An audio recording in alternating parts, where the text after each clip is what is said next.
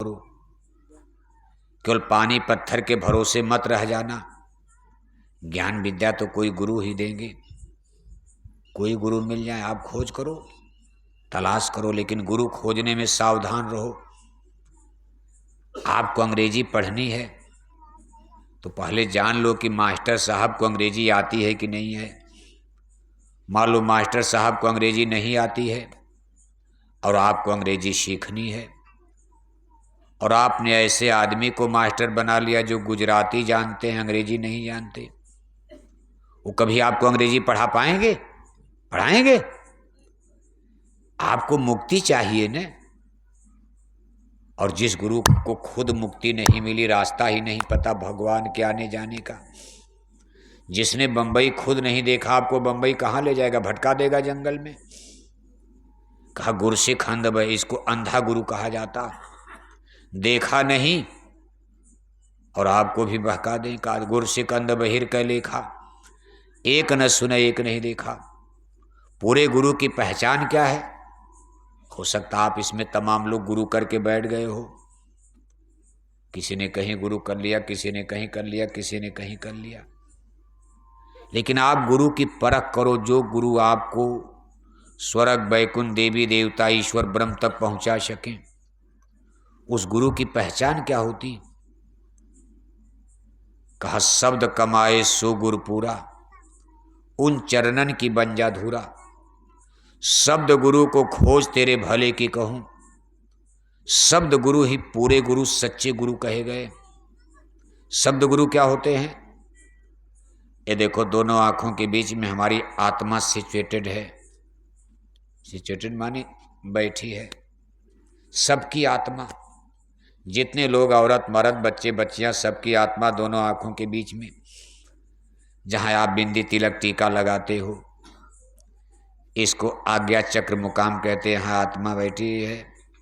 शरीर तो सबकी माँ के गर्भ में एक ही तरीके से बनी, चाहे हिंदू मुसलमान राजा प्रजा, ऐसे आत्मा की बैठक यहाँ है।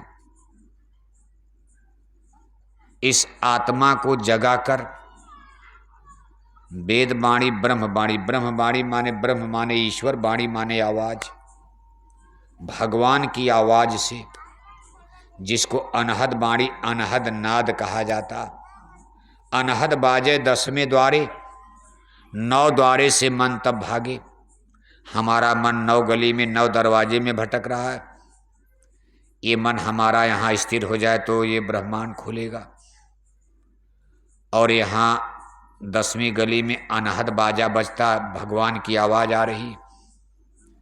इस भगवान की आवाज को पकड़कर, हमारी आत्मा को शब्द से जोड़कर, हमारी आत्मा को वेद वाणी ब्रह्मवाणी से जोड़कर, जो स्वर्ग वैकुंठ देवी देवता ईश्वर ब्रह्म तक पहुंचाने की शक्ति रखते, जिनको इसका ज्ञान और बोध, उनको शब्द गुरु कहा जाता।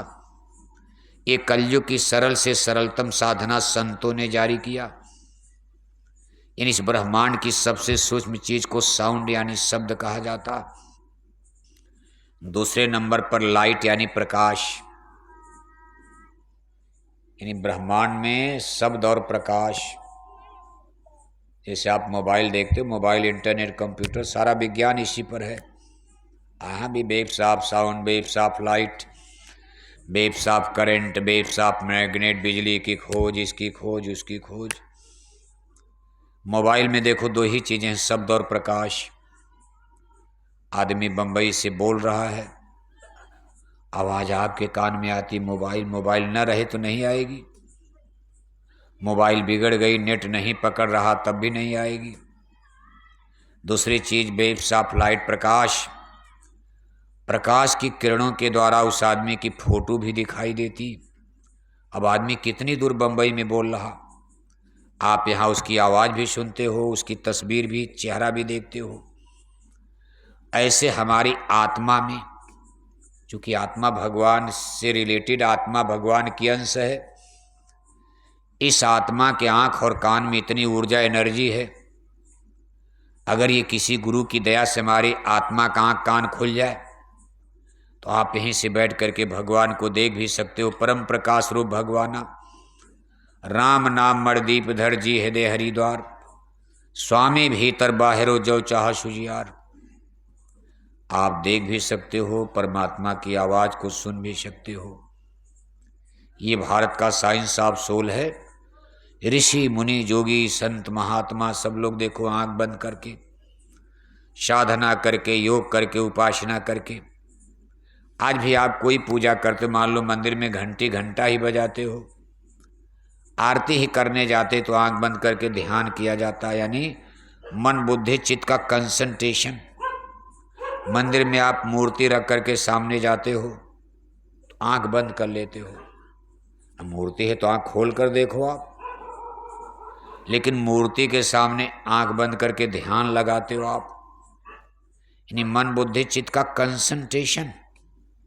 ये सारी क्रियाएं जो हैं, पूजा पाठ, कथा सुनना, भागवत सुनना, आप कोई कथा सुनते हो तो आंख बंद कर ऐसे ध्यान मग्न।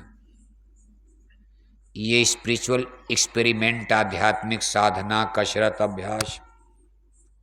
और इस कलयुग में इसको संतों ने आसान किया, सुरत शब्द योग, नाम योग साधना।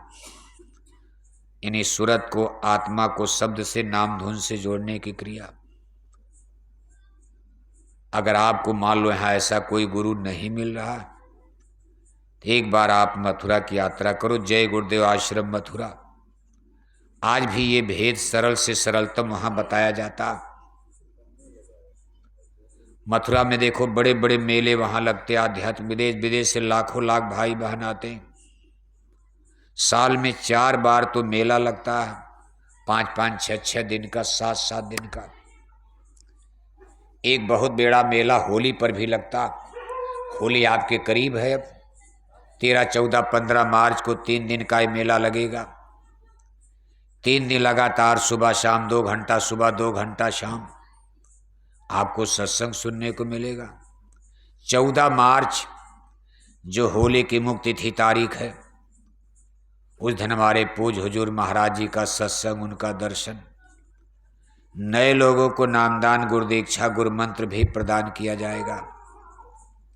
ये सुरत शब्द योग की, नाम योग की साधना, नाम कमाई, शब्द कमाई का सरलतम मार्ग लोगों को सरल भाषा में समझाया जाएगा, बताया जाएगा सिलसिलेवार। हमारी आपसे अपील है, एक बार आप जय गुरुदेव आश्रम मथुरा जरूर पधारें। जब तक आपके शरीर में, हाथ पैर में शक्ति है। अब एकदम बुढ़े हो जाओगे तब ट्रेन बस में कहाँ चल पाओगे, तब तो आप चारपाई पर गिर जाओगे। फिर एक दिन बस कहीं गठिया पकड़ लिया, कहीं बात पकड़ लिया, चारपाई पर टट्टी हो रही, पेशाब हो रही, फिर एक दिन दुनिया से चल देना। जब तक आपके हाथ पैर में शक्ति, एक बार मथुरा जरूर आओ। जय गुरुदेव आश्रम मथुरा के बारे में तो आप सुनते रहते हो, बोरे वाले, हमारे जैकेट वाले भाई बहन आते रहते, प्रचार होता रहता। लेकिन नज़दीक से देखोगे तो कुछ और सस्पेंस, संशय दूर होगा। जैसे बम्बई के बारे में तो आप सुनते हो, लेकिन बम्बई जाकर गली गली घूमोगे तो और ज्ञान प्राप्त होगा। इसी तरह से मथुरा के जय गुरुदेव आश्रम मथुरा, जब आप वहाँ आओगे, 2-4 दिन रहोगे, बराबर सत्संग सुनोगे 2-4 दिन, लाखों लोग देश विदेश के, वहाँ सैकड़ों लोगों से आपका आदान प्रदान, मिलन जुलन, वार्तालाप होगा। कितना बड़ा ज्ञान बोध प्राप्त होगा। जितने ज़्यादा आदमी पढ़ता उतने ज़्यादा ज्ञान प्राप्त होता।